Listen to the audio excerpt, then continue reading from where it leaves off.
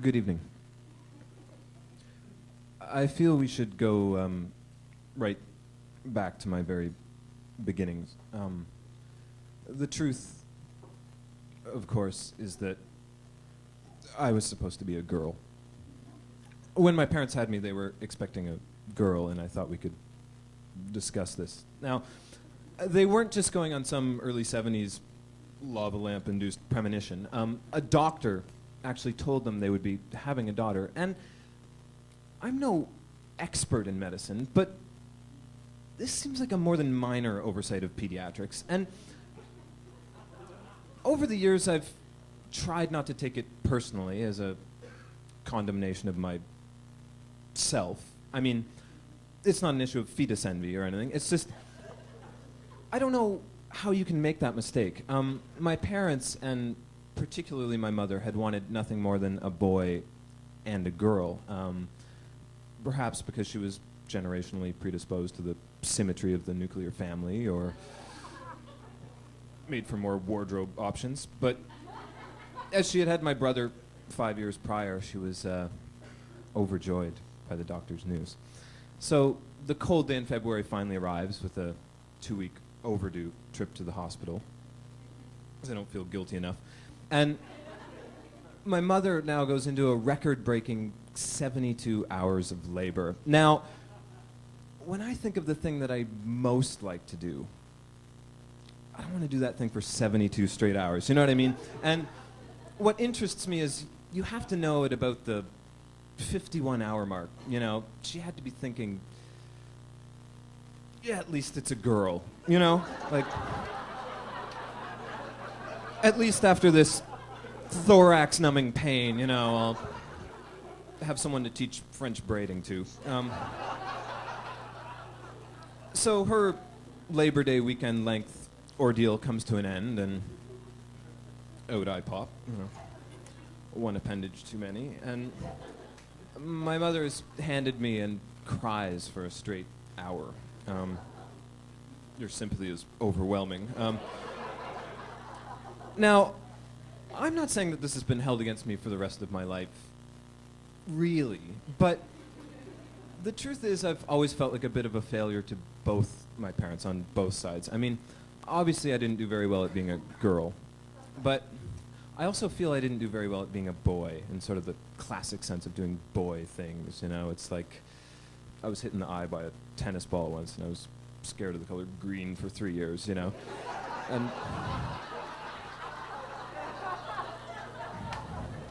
And so I feel like I was always sort of trying to be both things to both parents and never really accomplishing either, you know? It's like I'd be in the corner macrameing a hockey helmet, you know?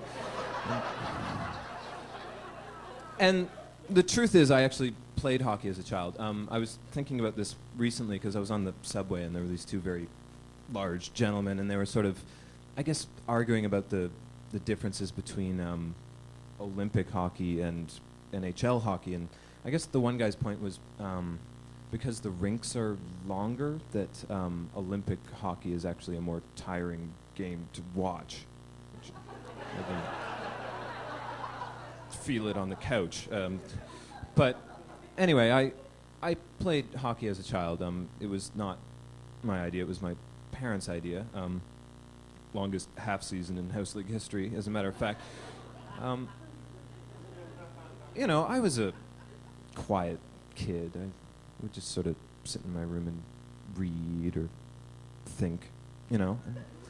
And I think my parents were sort of looking for a way to kind of gently ease me out of my shell, you know. So competitive team sport is immediately brilliant, you know. So they get me on a team, and all the teams in the league are sponsored by local businesses, and mine was Stanley's Auto Collision, which I thought was great. And they get me on a team, and I join halfway through the season, and kids do not like someone who joins halfway through the season if they're a good player. I am not.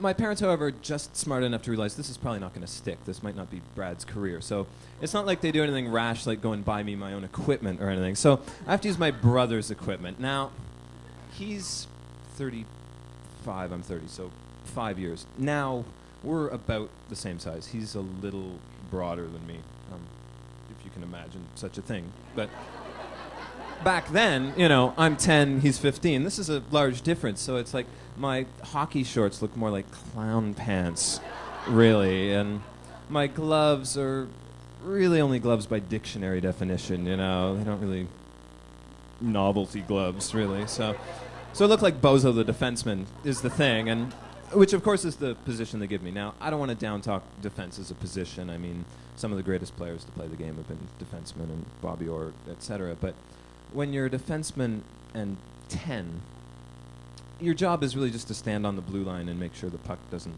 leave the zone. And I think I was the only player in the league who couldn't skate backwards.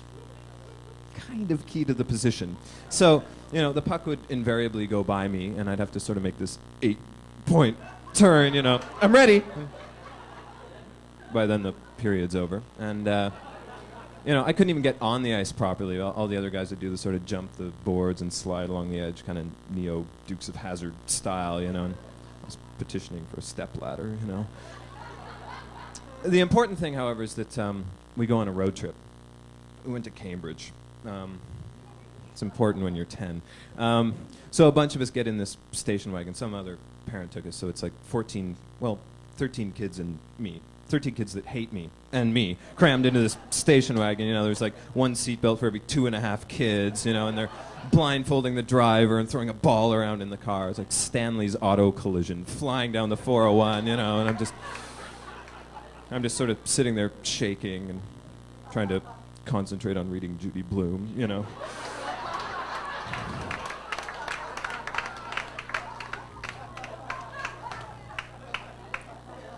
I recall I get dropped off last. The family that I stay with, because in a master stroke of house league system, you stay with the kid that you play against. The family that I stay with live on the outskirts of town, and I remember pulling up, and it's very dark, and there's sort of this bungalow and kind of blue light emanating out of the windows and kind of bathing the Cambridge tundra. To paint the scene for you when I go in, the parents are watching hockey on television, Leafs and the Bruins, I believe. There's a kid my age and one 8, and they're both playing that hockey game with the metal posts and little guys. There's hockey posters everywhere. There may have been a hockey baby. I don't know. It's a family. It's a hockey family. And, they invite me in to watch the end of the game because they've all picked their Molson 3 stars, and they're going to have a family meeting and discuss, I'm too freaked out at this point, and I just say, no, can you just kind of show me to my room, So they show me to where I'm staying, and there's kind of Guy Lafleur wallpaper and bunk beds, and I don't climb.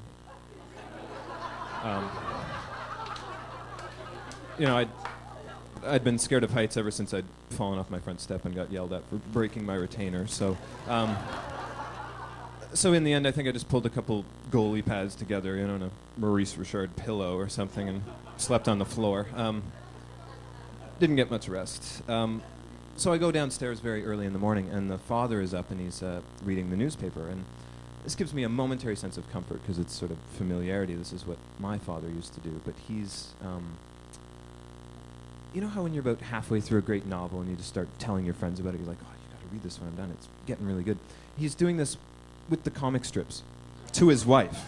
He's halfway through a Marmaduke, and he just has to stop and this is getting good, I don't know what's going to happen, but, buried a bone, I don't understand it at all. And the kids come down, and they're having Fruit Loops with chocolate milk for breakfast, it's like freshly squeezed orange crush, it's freaking me out. And the father decides to have a hockey conversation with me, and I think he was thinking he starts me off easy. He asks me, what's your favorite Leaf season in recent memory? And I can't come up with anything but deciduous in the early fall.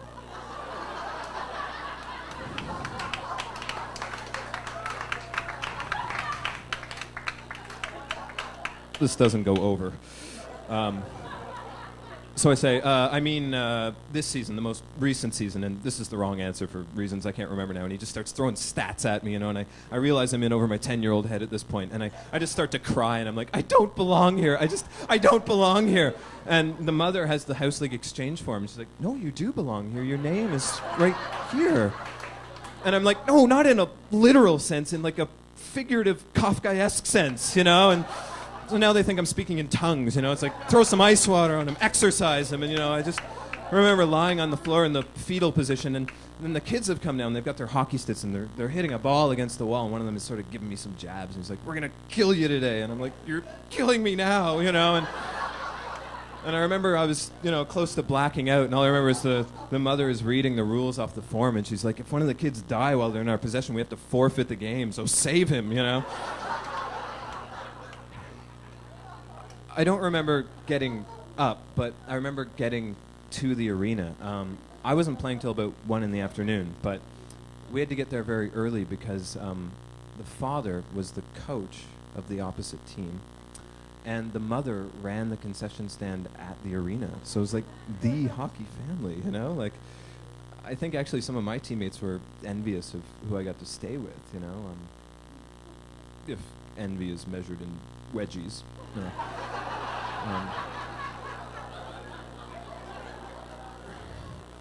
So now it's like I'm just kind of wandering around this empty arena and in Cambridge, and I mean, I learned I could be isolated and lonely outside of 416, so it was valuable, I suppose. But the one sort of upshot I remember is that I remember the mother is a fairly nice woman, and because she's runs the concession stand, she feeds me free junk food all day, and this is great, you know. It's like that stuff they put in crunchy bars, sponge toffee. You know, I must have eaten like 5 pounds of sponge toffee, which is a sizable amount if you consider its density. And just Coke, you know, like Coke, because in my house, you know, if there was a bottle of Coke, it was like my brother and I would just do this sort of, thank God it's not powdered milk Jubilee dance around the refrigerator, you know, oh my God. So now it's like, you know, I hit the ice and I'm just wired out of my head, you know, I'm on the sugar rush of my life in Cambridge. You know. Scored 3 goals that game, actually. Coach made me captain. The addendum to that story is that we actually won the championship that year. No thanks to me whatsoever, but somewhere there actually is a trophy with Stanley's auto collision and my name on it. It's in the trash, I think, because one of my teammates kind of ricocheted off the back of my head when I'm forced to snap it in half. But it exists, and that's just kind of one of those anomalies that makes my life worth living. And I guess to sum up, it's kind of like the old saying. It's like, you know, you can take the hockey out of the boy, but you can't take the sense of humiliation and self-doubt that goes with it. I'm Brad Hart. Thanks very much.